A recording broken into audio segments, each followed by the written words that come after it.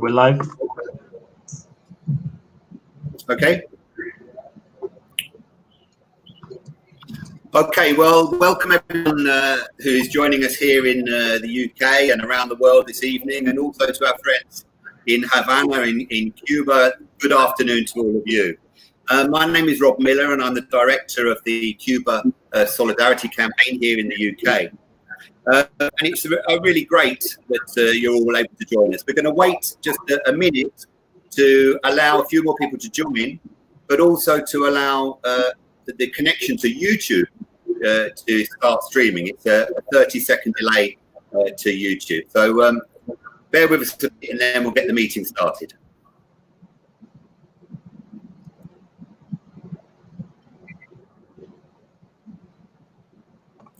We're good, Rob. Okay, good to go? Okay, brilliant. Well, thanks so much to everybody from around the world who's joining with us tonight. This meeting is titled United in Solidarity, Building Friendship and Understanding Between Cuba and the UK. And we really have got a wonderful platform of speakers with us at this meeting. Usually in September time, around this time each year, we invite guests from Cuba to come to the UK to join with us at the Labour Party conference, at the Trades Union Congress. And obviously this year, because of the pandemic, that's not been possible. So we wanted to organise this meeting so that we could come together and share our experiences of solidarity between the UK and Cuba with people around the world. Tonight's meeting is going to last around 1 hour, so we have a lot to get through. It's being held on Jitsi rather than Zoom because the Cubans are blocked from using Zoom because of the US blockade. And we will, of course, be live streaming, as we are now, to a number of platforms, including YouTube. As I said, we have a wonderful lineup of speakers. And in the first half of the meeting, we'll look at solidarity between our two countries in general. And then in the second half of the meeting, we're going to look at the wonderful work of the Cuban doctors and the campaign to award those doctors the Nobel Peace Prize. But first of all, I'm delighted to have a special message that was recorded just a few days ago from in Havana, from the General Secretary of the Cuban Trades Union Congress, the CTC, Ulises Guilarte de Nacimiento. Ulises is a great friend of trade unionists around the world. The CTC represents over 4 million Cuban workers in 19 sectoral unions. Ulises visited us last year and attended the TUC Congress and was the special international guest. And he received an incredible standing ovation for his words at Congress. So it was an inspiration to see him there. It's a shame he can't be with us here tonight. The video message is only 4 minutes long. We've subtitled it. It's slightly tricky visually, but we've subtitled it to make sure you can see it. So bear with us. It is really a lovely message. So we're going to see that message now from Ulises.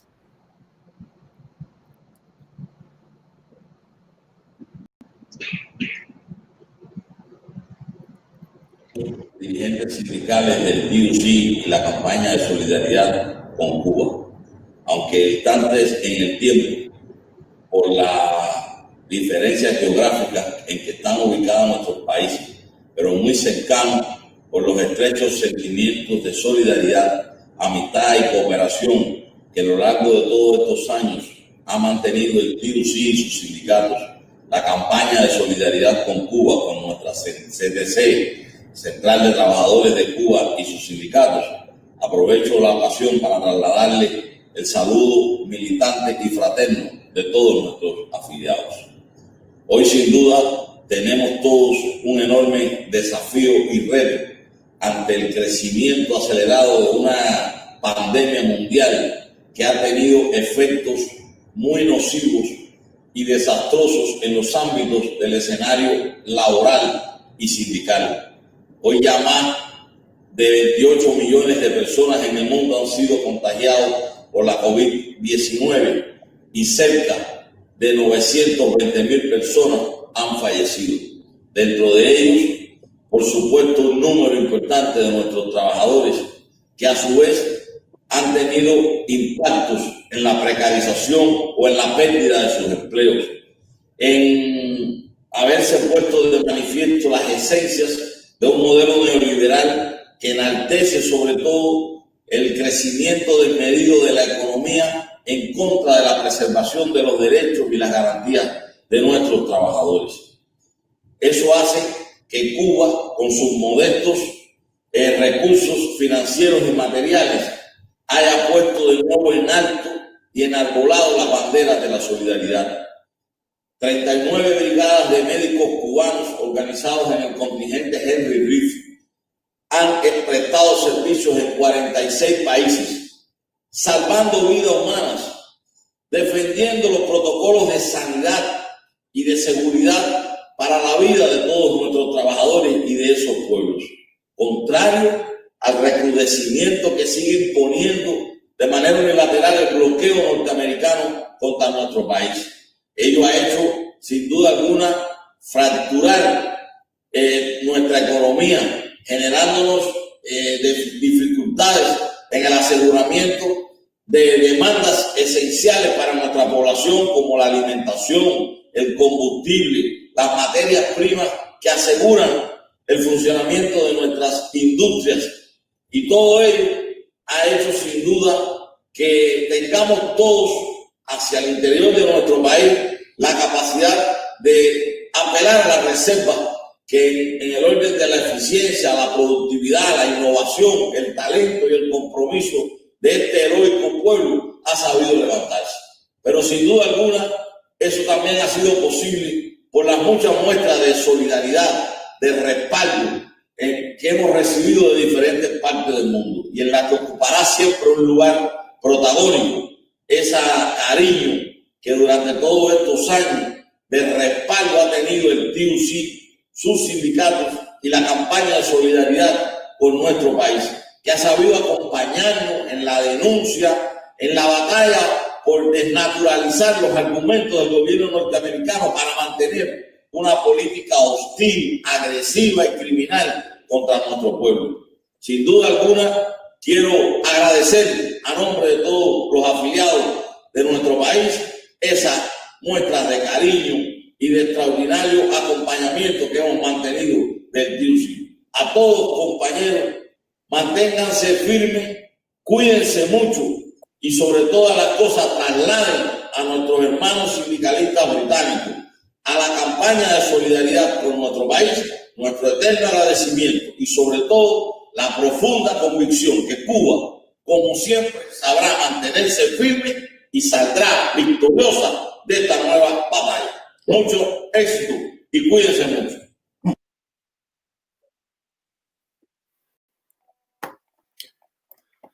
Thank you for that wonderful message, Ulises. I know you are watching in Havana, so please pass on our best wishes to all your colleagues at the CTC and to all the comrades in the unions across Cuba. It's great that we have just around 150 viewers so far watching on YouTube, which is great. There's people from all over the country, from London, Edinburgh, Birmingham, Dundee, Yorkshire, Ellesmere Port. Welcome to you all from Wales and from Scotland, and of course from countries around the world. So we're very pleased that you're all with us here today. And that video from Ulises will be on the CSC websites and YouTube tomorrow onwards for people who want to see it again and share it as they wish. It is now really a great pleasure to welcome two very, very special friends. I hope that we can have a conversation to discuss solidarity because they represent the best of both of our countries, Cuba and the UK. So I'm honoured to have with us today Len McCluskey. Len is the General Secretary of Unite the Union. Len is a great friend of Cuba. He's been involved in solidarity with Cuba for many, many years, and it's been wonderful to work with Len and the members of his union. And at the same time, it is a real honour to welcome Rene Gonzalez. Rene is in Havana now. He is famously one of the Miami Five. The five were five men, brave men, who went to the United States to infiltrate US-based terrorist groups that were responsible for terrorist attacks and atrocities against Cuba. And in the end, as many of you will know, the FBI arrested the five instead of arresting the terrorists, and they spent over 13 years in US high security jails. And the Cuba Solidarity Campaign, alongside Unite, trade union, members of parliament, and thousands of activists here, campaigned for their release. And they were finally released as part of the rapprochement with the US government under Obama in 2014. Rene, it is wonderful that you are with us this evening. I'm going to put questions to both of you and hope we can have an interchange, which I hope our audiences will find interesting. So first of all, Len, I wanted to ask you about, particularly following on from Ulises' message from the CTC. I know you have wonderful contacts with the Cuban trade unions over many years. I wanted to know, why is international solidarity so important to you and to Unite? And also, could you say something about the similarities of the challenges facing workers in Cuba, in Britain, and around the world at this time? You're muted. I'm unmuted now. Yeah. Thank you, Rob. Good evening and buenos dias to our comrades in Cuba. First of all, I want to thank Cuba Solidarity for all the work that you do, and indeed for setting up this opportunity tonight for me to talk with my friends, my great friend, Rene Gonzalez, and of course, one of the 5 heroes who stood against the power of the United States. International solidarity is vitally important for Unite. First of all, because Unite is formed on the basis of 3 pillars: industrial, political, and international. And each of those 3 pillars of our union have equal importance. It's often said that an injury to one is an injury to all. And that applies not just in the national boundaries of one country, but indeed throughout the world. When workers are being attacked and oppressed in any part of the world, then that is an affront to workers everywhere. That's the way we feel. In fact, if I could just quickly say, Rob, that's the way I was brought up. When I left school, I went to work on the Liverpool docks, and I had the opportunity to meet seafarers coming in from all over the world, being able to talk to them. And what it taught me was, no matter where workers are, they have the same problems, the same concerns, the same fights, and indeed the same aspirations. In a sense, it's about class politics. Nationalities don't separate working people.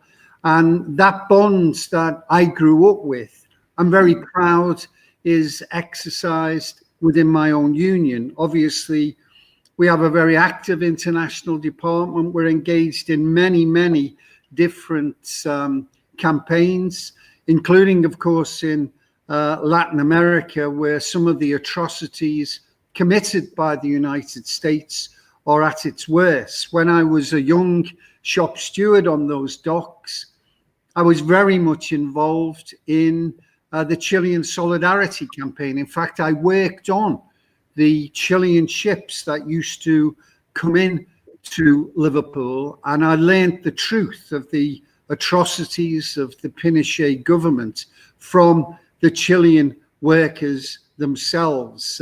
We've been involved, of course, in the issues in Colombia, perhaps the most dangerous place to be a trade unionist, and our sister union there, Fensarago, is a union that we have linked with and done work with in order to try and demonstrate our solidarity. But of course, my involvement with Cuba goes back a long, long time. In fact, I can remember it was one of the things that politicized me when I was a teenager.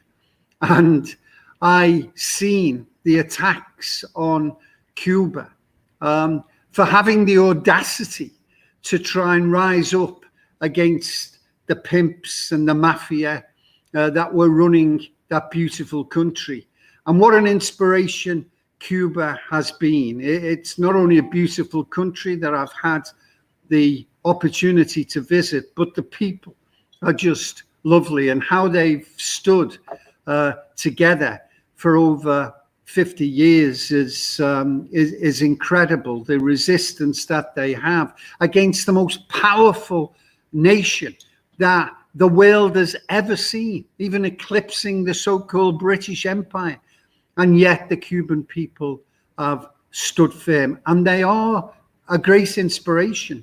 And of course, my friend Rene with his 4 comrades who put themselves at risk to try and expose what was going on in America, the attacks by the Cuban exiles, but really by the CIA against this nation, which poses no threat whatsoever, except in their ideologies.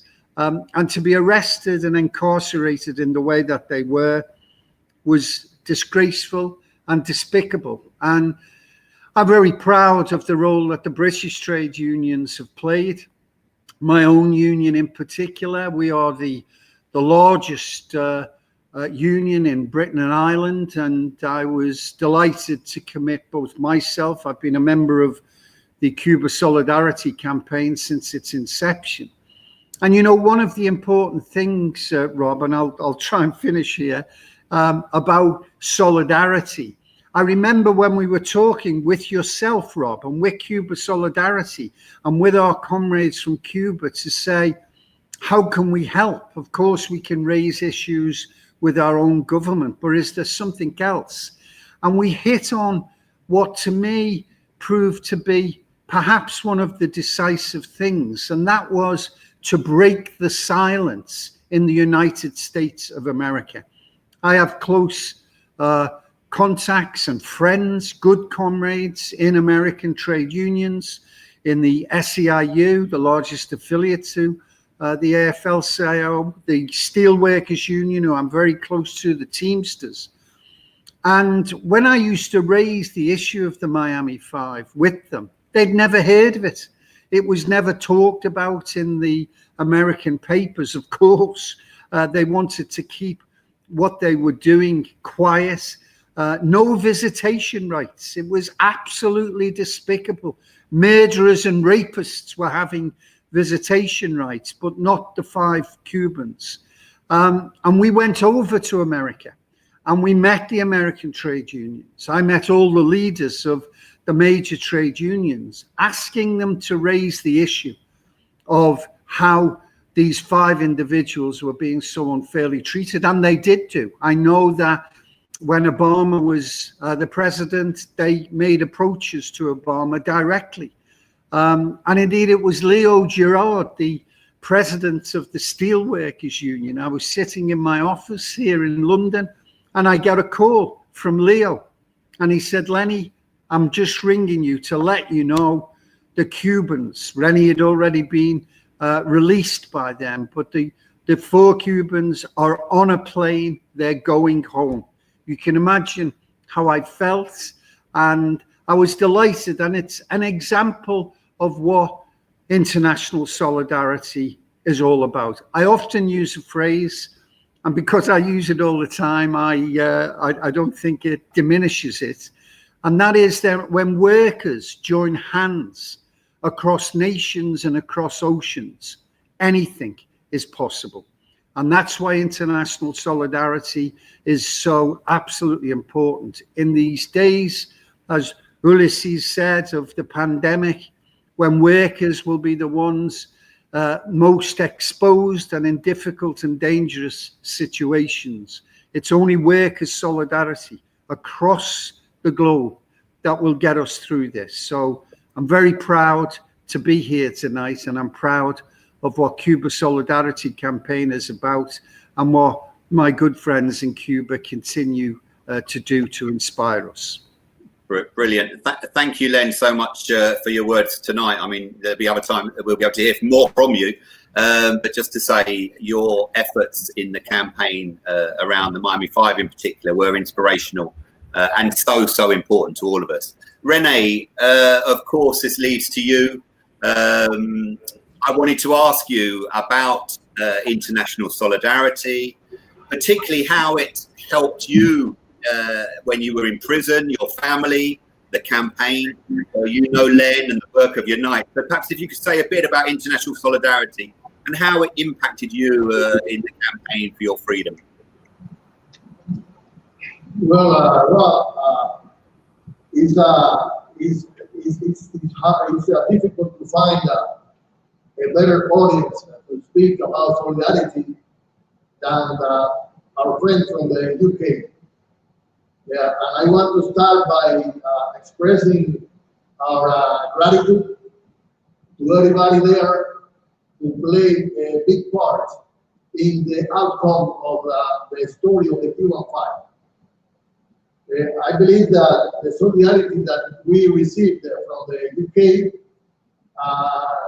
deserves probably a book or a movie, and that story hasn't been told yet. And let's remember that we were arrested on September 1998, and for more than 2 years, we had only to rely on our faith, on the support of the Cuban government. We couldn't even accept that we were doing our work among those terrorist organizations in Miami until the trial started. And then when the verdict came out, it was the time when the Cuban government was able to say to the world, talk to the world about the fight. I can remember the exact place where I was at when I received the 2 first letters from abroad. One letter was from California, Gloria La Riva, and the second letter was from Jeffrey Baroness, a priest from the UK. And at that point, I didn't imagine how much support I would receive from all over the world, and especially from the UK. International solidarity was instrumental in forcing the White House to come to an agreement with Cuba and release our friends. And I will say that it was instrumental even for our conditions of confinement. There is some things that people don't know, but international solidarity was, for the 5 of us, a factor in our own safety inside of the prison. Because when, after those first 2 letters, which I mentioned, first tens, later hundreds, and then thousands of letters starting to come into our cells, the people around us, the prisoners, the inmates, the officers, they would see that we had a lot of support, and they would see us as important persons. And that was a factor that even have an impact on how the people inside the prison looked at us, and it had an impact on how they behaved toward us. So for the 5 of us, international solidarity played a big role for our families. I was talking to my wife before coming here just an hour ago, and she was remembering how when she went to the UK for the first time, the trade unions there and the Cuban Solidarity Campaign took care of them, how you had the sensibility to, after all these political meetings and commitments, you had the sensibility of telling them, well, now is the time for you to know the UK, is the time for you to relax, to have a break, and you tour them throughout the country as guests, as family, and that means that the impact that your solidarity or your sensibility of your human qualities was a great impact on the whole outcome of our case, and it had a great impact during the whole period which of isolation that we had to suffer in the United States. Thank you, Rene. Can I ask you a broader question now, if possible? Obviously, we are facing President Trump who's in an election moment, and Cuba is very much on his horizon at this time. Could you perhaps say a little bit about the wider issue of solidarity beyond the campaign for the freedom of the five? And particularly, could you tell our viewers a little about the effects of the blockade on the ordinary people of Cuba, and what it means for you to see international solidarity and a campaign around the world against this blockade?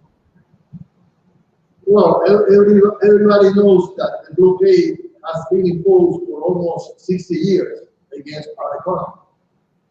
And we are talking about the biggest power of the world, economically speaking, militarily speaking, financially speaking, against a tiny country with only 11 million inhabitants right now.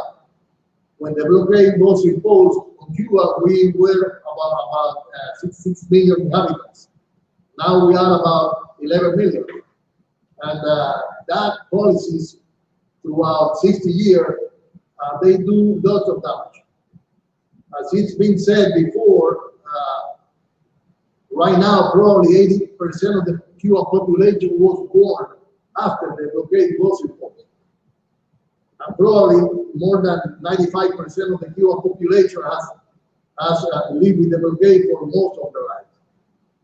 And the impact is huge. As you well said, in 2014, after Obama and Raúl came to an understanding, we enjoyed a brief period of relief, and we all could feel in our lives, in our daily lives, in just a few months, how relieving the sanctions against Cuba a little bit, because the blockade wasn't lifted. But we could receive more visitors, we could have better relationship with the US, and we could feel the relaxation of our daily lives. And when, well, then came Donald Trump to the White House, and he decided to reverse that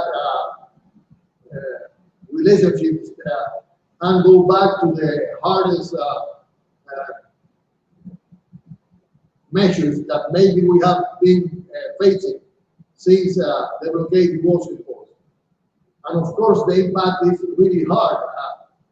Don't forget how he dismantled the small advances that we have been made during the Obama period, how all of a sudden the remittances from the families were attacked, how the travel from the US was shortened.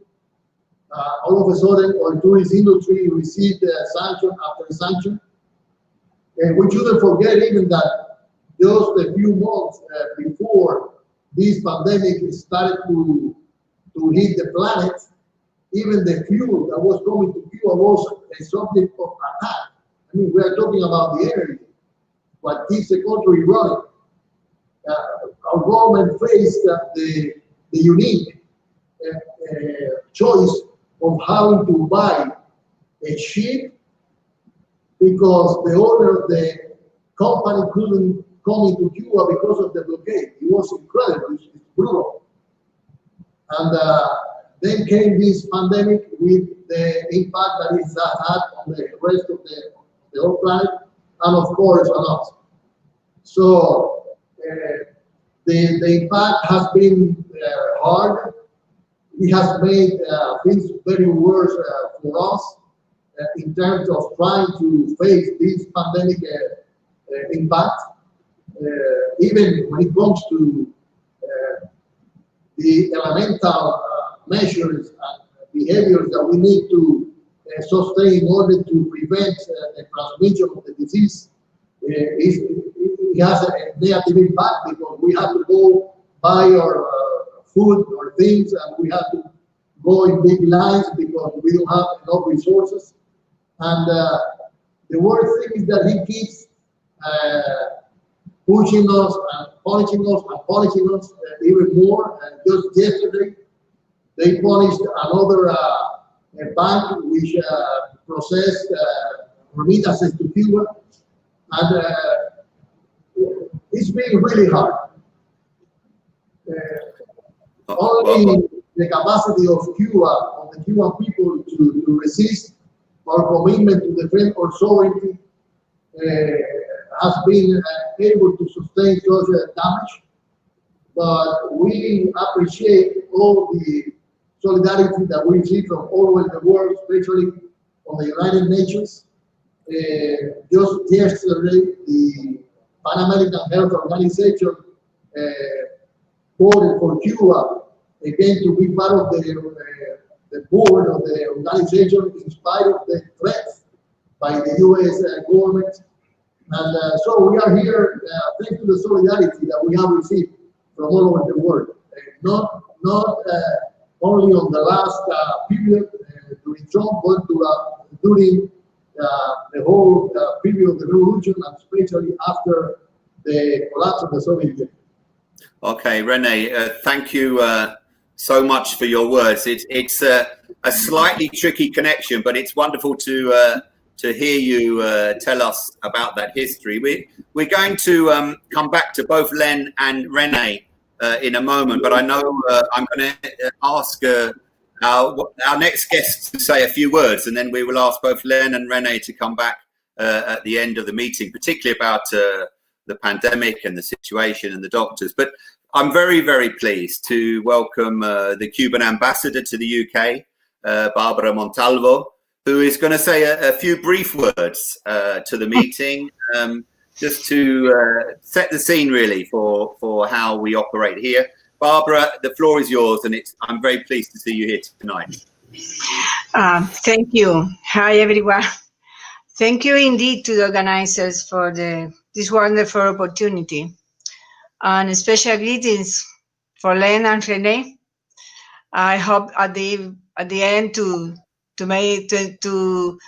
send a message to Ulises and dear friend who accompany us today.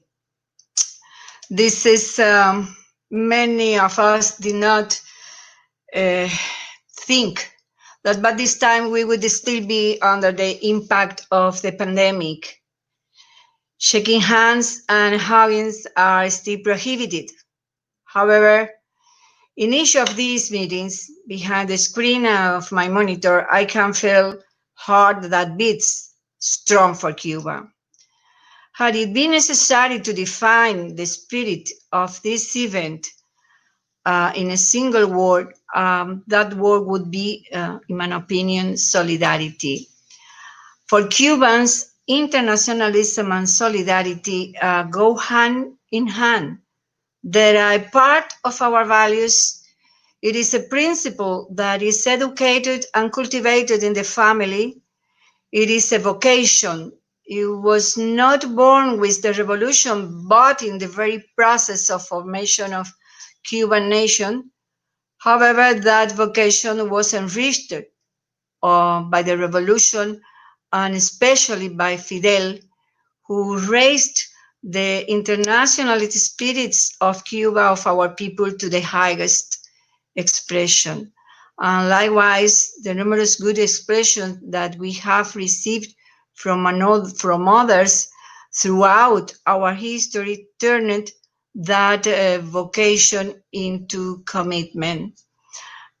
In the fight for our independence, for example, from the Spanish colonialism, there are significant examples. The African slaves and their descendants joined the Liberation Army, and several of them became prominent military leaders. The general-in-chief of that Liberation Army was from Dominican Republic, Generalissimo, Máximo Gómez.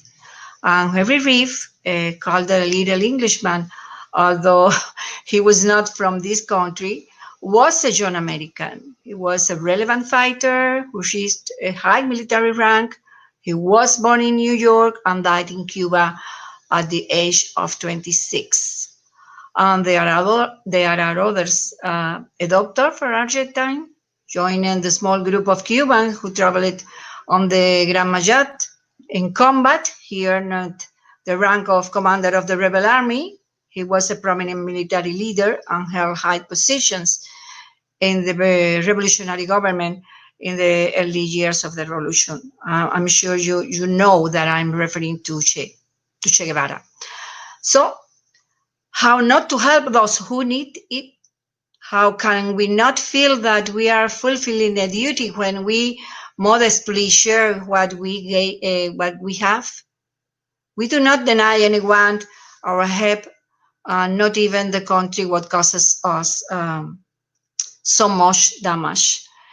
We could not act otherwise. We have people with the knowledge and willingness to fulfill these missions because they are trained as professionals as well as human beings with those values. And in these difficult times, the Cuban international medical cooperation is being viciously attacked by the US government through a defamatory campaign, intense and permanent, based on lies, impotent resentment. What we are seeing is a permanent escalation of an openly hostile policy against Cuba, a political commitment to destroy us without extreme actions.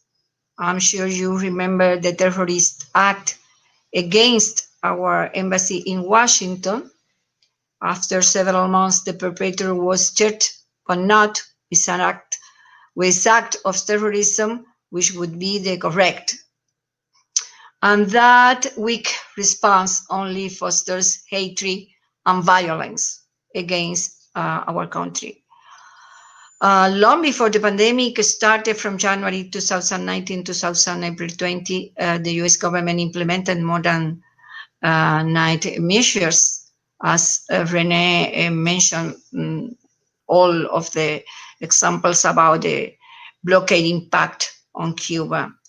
And only a few days ago, President Trump announced new sanctions, which include limiting remittances to Cuba after the U.S. State Department included the Cuban company Fincimex on its list of restricted entities, prohibiting Americans from staying in hotels on the island, eliminating the import of Cuban cigars and rum into the United States, even if they are purchased in third countries. It is very necessary to underline this because we have had to face this pandemic under already very difficult conditions for our economy. Like the rest of the world, we are facing difficulties and immense challenges, but in our case, the challenges are greater due to the combination of the negative impact of the pandemic and the strengthening of sanctions. One of my friends named the US policy through Cuba as a pandemic. Now, more than ever, Cuba needs solidarity. A people that for more than 60 decades has been facing all kinds of aggressions knows how to greatly appreciate the solidarity received. Listening to you, I remembered what you have been doing for 30 years. You have raised the blockade at the highest level of UK government through your work with the UK trade unions and members of parliament, and have developed successful campaign with UK companies that had imposed measures against Hilton, Hotels, Beckley Bank, and Lloyds Bank.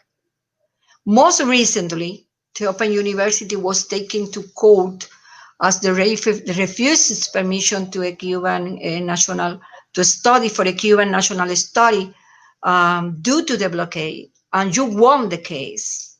You have consistently worked with the UK trade unions over many years to build a solid, broad base of solidarity for Cuba. This has included hundreds of delegations and exchange between the UK and Cuban trade unions. 3 different general secretaries of our CTC have been invited as official guests to the British TUC, and this is not something frequent. Today, 23 national trade unions and over 500 trade unions branches and regions are affiliated to the Cuban Solidarity Campaign. Together, they represent over 5 million UK trade unionists. I remember the victory in the UK High Court in 1988 to obtain copyright for Alberto Corda over the famous Che Guevara photo against Smirnoff Vodka, who had used the image in their ad. You have organized a major series of events after being hit by hurricanes and tornadoes, and today, to face the coronavirus, the campaign has promoted the collection of aid funds for Cuba. Many citizens of this country have responded, and that says a lot about the convenient power and prestige earned by you. Bárbara, Yeah. thank you. I'm going to have to stop you because it's such a long list of wonderful achievements. We will be here for a long time, but I very much appreciate your kind words, and we hope to have a moment at the end when you can come back and just say a few more moments. But I want to move on if I can. I'm sorry. I'm sorry. I only want to say, Rob, that I try to respect the time that you said that I have. You did indeed. Be so large in my intervention. Sorry. No, you don't need to be sorry, Bárbara. Okay. Okay. Stay with us, Bárbara. Okay. Yes, I stay. Of course. I wanted to move on because we have 2 parts to this meeting, and I know we have Baroness Christine Blower with us, who unfortunately needs to leave at some point fairly soon. So I wanted to get Christine in. Many of you, and it's been touched on by Bárbara, by Len, by René, have touched on the wonderful work of the Cuban medical brigades, the Henry Reeve medical brigades, who are now working in over 40 countries around the world. They have responded to requests for assistance from countries in Africa, Asia, the Caribbean and Latin America, and even in Europe, to Italy and to Andorra. For the first time, Cuban medics helping people in those countries in response to the pandemic. And this pandemic needs a global response. It doesn't matter where you live, it attacks people across the world. And the dangerous attempt, as people have been mentioning, of the United States to try and block international cooperation is a really dangerous portent of what a world might look like, dominated by Trump and his ilk. And instead of that, the Cubans and the Cuban medical brigades show that a different way of doing things is possible, a way of sharing expertise, professionalism, knowledge and understanding across frontiers. And today I'm very pleased that we have launched our campaign to recognise the Cuban medics. And we have launched a campaign alongside many people around the world in different countries to press the Nobel Prize Committee in Norway to award the Nobel Peace Prize to the Cuban medics for their work. And we launched the campaign today at 2 o'clock. Already over 1,500 people have signed the petition and open letter and left messages. And that's, I will hope that you will all sign up and also share that campaign. I want now to introduce Baroness Christine Blower, who is a representative in the House of Lords UK, who is going to say a little bit about her support for the campaign to award the Nobel Peace Prize to the Cuban doctors. I hope you're still there, Christine. I am indeed, Rob. Okay. Thank you very much for that introduction. And I must just say, before I talk about the campaign, it's an absolute pleasure to be on a call with Len McCluskey, who is, of course, my own General Secretary as a Unite member. Absolutely a delight to be on a call with René, whom I've met on a number of occasions, and, of course, Ambassador Bárbara Montalvo. Thank you very much. Listen, comrades and friends, I've been really inspired over recent months about how what we might describe as the small island of Cuba, small geographically, but huge in inspiration and heart and spirit, how it's used its experience and professionalism to assist other countries in the fight against COVID-19. And today, as Rob has already said, there are over 40 Cuban medical brigades working in 38 or 40 countries around the world. And I'm really pleased to add my support to the campaign to get the Cuban medical teams the Nobel Peace Prize. I can tell you that in my household there are only 2 people. My message is already up on the campaign website, and my partner has already signed. So you know it's really going very well with 1,500 already having signed. I will, of course, be urging my parliamentary friends to join in with this campaign to make the nomination. And I think I can probably count on the support of Baroness Angela Smith, who is the Labour leader in the Lords, as I know she's very close to the Cuba Solidarity campaign. You know, as Rob said in the introduction there, COVID-19 affects people all around the globe, whatever nationality, whatever their circumstances. We know to our cost in the UK that it affects some people worse than it affects others. But the fact is, it's no respecter of persons. And Cuba has shown that countries who are able to can help those who need assistance. I really hope that lessons are learned in this country, in the UK, and that we will, as the time progresses, we will be prepared to share developments on treatments and ultimately on vaccines globally, because we can only defeat this virus if we have international cooperation. It is the only way that this can be done, the only way that we can all emerge from this crisis.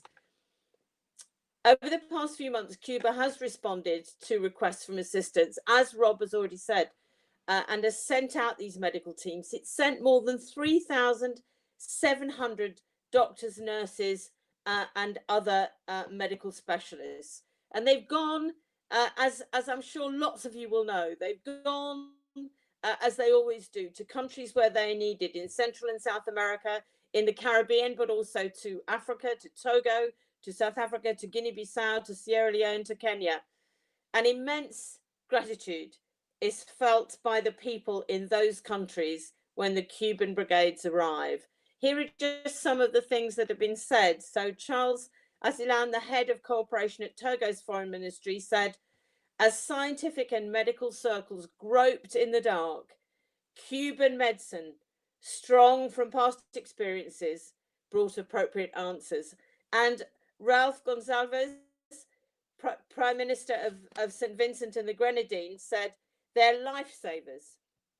In some Caribbean countries, they constitute the backbone of the response to the pandemic. But again, as Rob said, not just outside of Europe, but actually in Europe, Cuba has sent brigades to Italy and Andorra, and they were, of course, received with open arms by very grateful populations. Interestingly, the British government has also cooperated with Cuba to facilitate medical support for 4 non-self-governing British overseas territories: Anguilla, the Turks and Caicos Islands, Virgin Islands, and Montserrat. And I have to say, this is not something that I say very often. In fact, it may be the only time I ever say it. I am prepared to congratulate the British government on this initiative. And of course, it does build on the cooperation that was seen between Britain and Cuba in rescuing the passengers from the COVID-stricken cruise ship MS Braemar early in the days of the pandemic.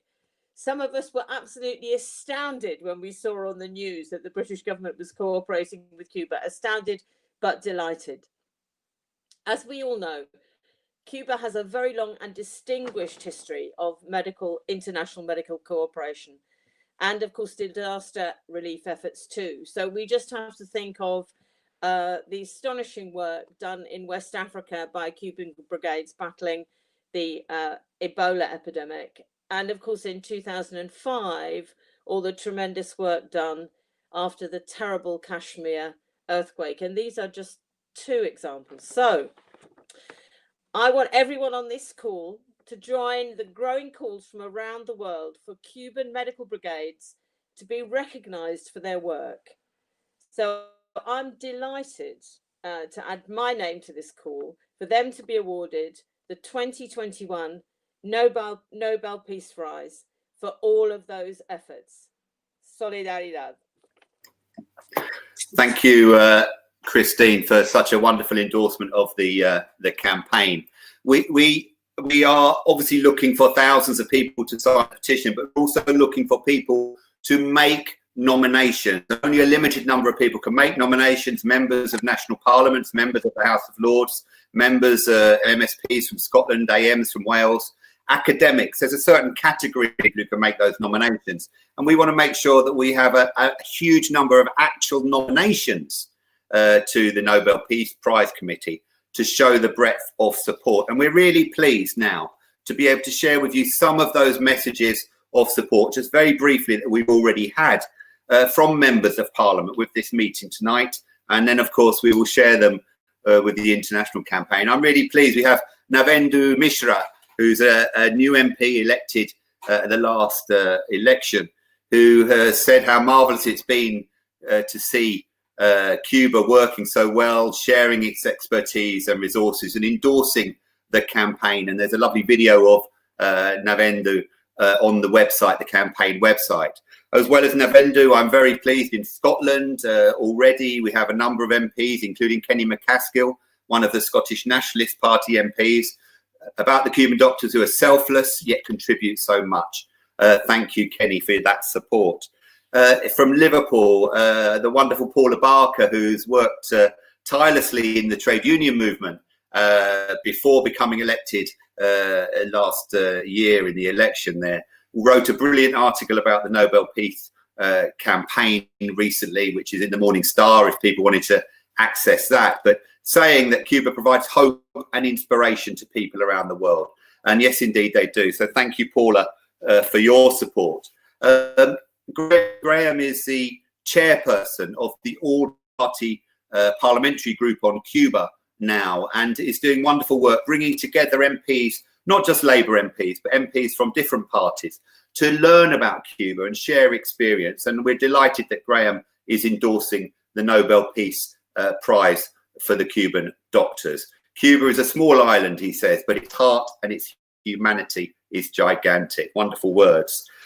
We have Rachel Hopkins, another Labour MP, a newer MP supporting the campaign. So thank you, Rachel, for your support for the Cuban doctors. We hope that we will end up next year around March time, when the process goes through the 2021 nomination. But it's not just members of Parliament. We need to get academics who can support us also. And I'm sure many of you will have seen Professor Sue Mickey, who has been on our televisions and radios many times over the last 6 months. She's a member of the SAGE committee and advising the British government on their response to coronavirus here. So we're really delighted that Sue Mickey has endorsed the campaign for the Nobel Peace Prize for the Cuba doctors. And she says how inspiring it is to see a small country, Cuba, able and willing to work across the globe, as indeed they've done so many times before. So thank you, Professor Mickey, for your endorsement. That's just a small selection of the support that we've garnered already, and we hope to garner much more from across the unions, from parliaments around the country. So thank you all for that support, and I hope you will help us to spread that campaign as far and as wide as we can. Okay, we have maybe minutes more, and I like to go back now to certainly our guest speakers. So I'm going to go back straight over to Len McCluskey from Unite to ask Len about his comments about the Cuban doctors, their internationalism at the time of this pandemic and over the past years, how he sees that internationalism today in this current crisis, and also about the work I'm sure that Unite will want to do to support. Well, their nomination. Len. As you say, Rob, this kind of assistance by Cuban doctors has been going on for many, many years. To say it's inspirational is too small a word. It is incredible. And that comment about a small country but having a gigantic humanitarian heart says it all for me. My union will be supporting this application for the Nobel Peace Prize. But let me finish on this point, and I'll try and do this very quickly. I'm angry at this blockade that has been placed on this beautiful country for 60 years. Of course, it demonstrates the resilience and the tenacity and the courage of the Cuban people, which is so inspirational. But last night I heard the presidential debate where Donald Trump talked an awful lot about law and order, an awful lot about law. Of course, they're not interested in law if it doesn't suit them. This blockade is against international law. It's an affront to democracy, and we must fight and give as much solidarity as we can over the coming periods to our Cuban brothers and sisters. How ludicrous for a country like America to place Cuba on the axis of evil. The only axis of evil is the one that runs directly from the White House to Capitol Hill. And I say to everyone listening here, if you are not supporters or affiliated to Cuba Solidarity, please do it now, because solidarity, international solidarity, does work. And I am confident. I am confident in the power of people. I'm confident in the commitment to human dignity. And one day, justice will prevail. And I hope that the Cuban people are allowed to live in peace, the way all workers should be allowed to live throughout our nations. Good luck to the Cuban doctors in this campaign. They thoroughly deserve it. And all I say to René and my comrades in Cuba is venceremos. We will overcome and justice will prevail. Thank you, Len, again for your words. It is wonderful to hear a trade union leader speak like you do with such passion and such heart about another country so far away. So thank you to you, your members, your executive committee, and all the work that you do. Okay, Bárbara, I'm sorry I cut you off earlier before, but would you like to say a few words about the Nobel Peace Prize? I know you were very keen and you have seen the response already from the British people to that. So if you'd like to say a few words, Bárbara. No, only a few words to express my profound gratitude to the campaign, to the whole people that in UK accompany this initiative. Is important for Cuba. It's an act of justice, and I'm very proud of this. I congratulate all of you for this event. Thank you. Thank you, Bárbara. Well, it is only right that we should end with René González, a true hero of the people of Cuba. And I hope, René, you yourself has been an internationalist in your work, not just in the United States, but I know in other countries also. But could you say a little about the work of your compatriots, the Cuban medics, nurses and technicians who are traveling the globe right now, and the work of the Henry Reed Brigades? You must be very proud, as we are, of their work. But if you could say a bit about them and also about the campaign for the Nobel Peace Prize. Thank you, René. Well, my friend, I believe that the tribute to the Henry Reed Brigade is a tribute to a policy of 60 years of solidarity. Don't forget that the first Cuban brigade that went abroad after the revolution did it in 1963. They went to Algeria. And from there on, thousands and thousands of doctors, Cuban doctors, have gone over the world upholding what for our government is a principle, that health care is a right, it's a human right, and is part of the dignity that we as human people, as humans deserve. When you see the actions of the U.S. government against this solidarity, what you see is that some community which deserves more the Nobel Peace Prize than this brigade.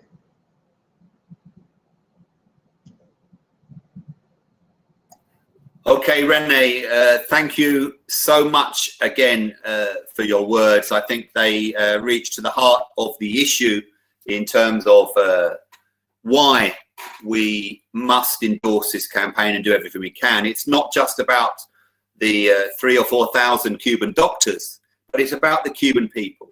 It's about solidarity with Cuba. And it's about raising this idea that internationalism and solidarity is a way forward, not isolation, sanctions and blockade. And all of our speakers tonight have shown an appreciation of that issue. I'm very sorry that we've cut certain people short.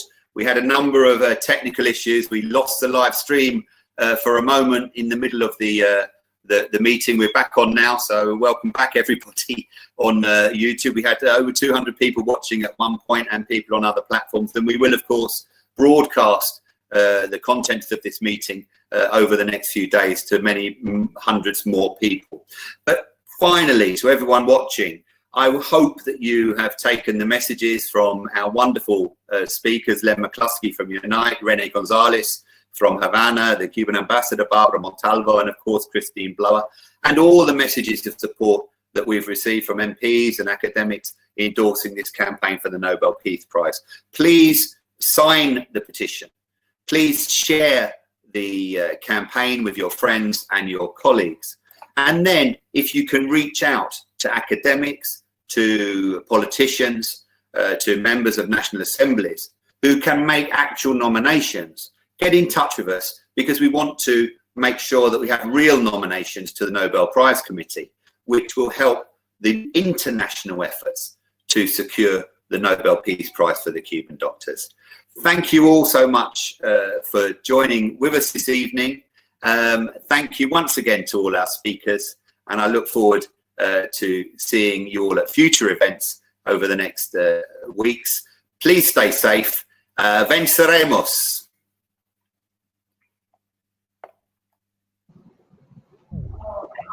Viva Cuba!